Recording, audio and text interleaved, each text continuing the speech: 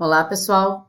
Na aula de hoje, nós veremos a estrutura textual dentro do texto dissertativo argumentativo. Completando as aulas anteriores, em que a gente falou sobre as questões do que são cada parágrafo, agora a gente vai aprofundar mais o conhecimento, tá? Então, vamos partir para a introdução. Na introdução, a introdução é a parte da dissertação argumentativa que vai levar o leitor para dentro do texto, né? Seus objetivos são mostrados nessa parte do texto. Dentro dessa introdução, a gente tem que lembrar que a dissertação argumentativa, né, ela vai defender uma ideia, né? Por meio de argumentos, ela vai defender uma ideia. Então, a gente tem que lembrar que a introdução, ela tem que mostrar literalmente o ponto de vista sobre o determinado assunto. Se eu sou a favor ou não de determinado assunto, a forma com que eu penso sobre determinado assunto, certo? Se eu vou falar da violência no Rio de Janeiro, eu vou dizer que a cidade do Rio de Janeiro é representada como uma cidade maravilhosa devido aos seus pontos turísticos, né, e a diversidade cultural e de divertimento que o povo carioca dispõe na cidade. Porém, a violência impede que a população usufrua desses benefícios, certo? Então, eu já estou dizendo que o meu ponto de vista é que a cidade é realmente maravilhosa, que tem pontos maravilhosos, que a gente tem uma grande possibilidade de divertimento, mas é uma cidade violenta, né? Então, essa violência urbana faz com que eu não consiga usufruir, com que a população não consiga usufruir dos benefícios que essa cidade maravilhosa dispõe para a gente, tá? Então, aqui, dentro do meu parágrafo de introdução, ele já tem que conter essa estrutura.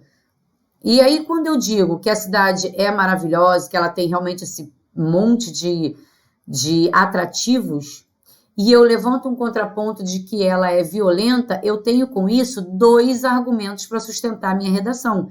Eu não posso falar sobre mais nada na minha redação que não seja dentro dessa coluna, dentro dessa ideia de que a cidade tem pontos maravilhosos, porém a violência não me deixa usufruir desses pontos maravilhosos. Então, qualquer argumento que eu tenha, que eu venha levantar, citações, seja lá o que for que eu venha colocar na minha redação, eu tenho que colocar como princípio, como coisa primordial,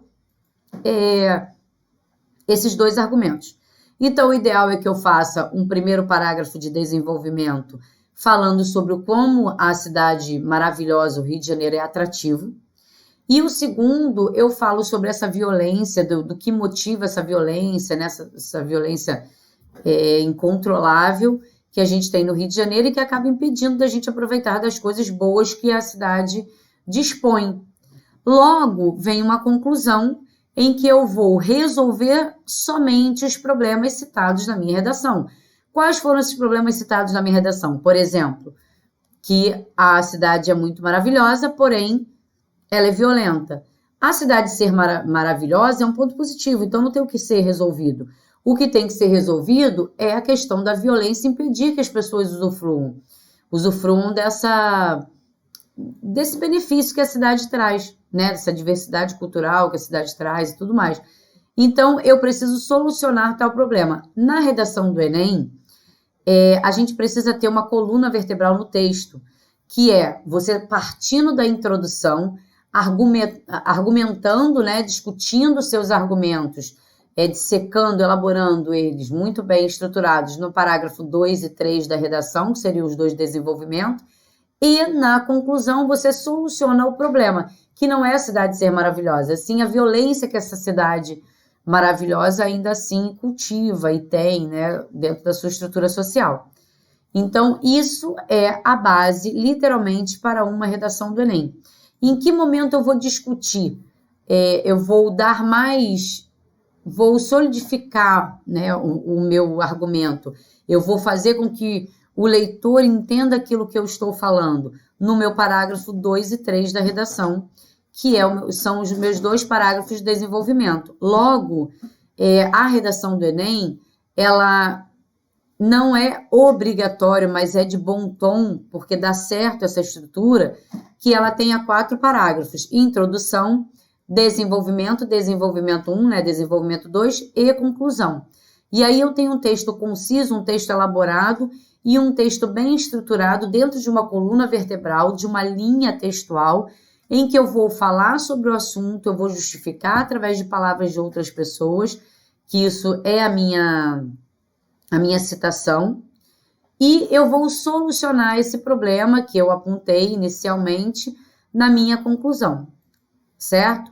Então, essa primeira parte da redação, nós vimos como estruturar uma introdução que leve a uma coluna vertebral do texto, que faça com que esse texto, a todo tempo, ele sofra uma retomada do assunto, que os assuntos se interliguem e que eu venha ter a possibilidade de solucionar esse assunto no meu último parágrafo, na minha conclusão, ok?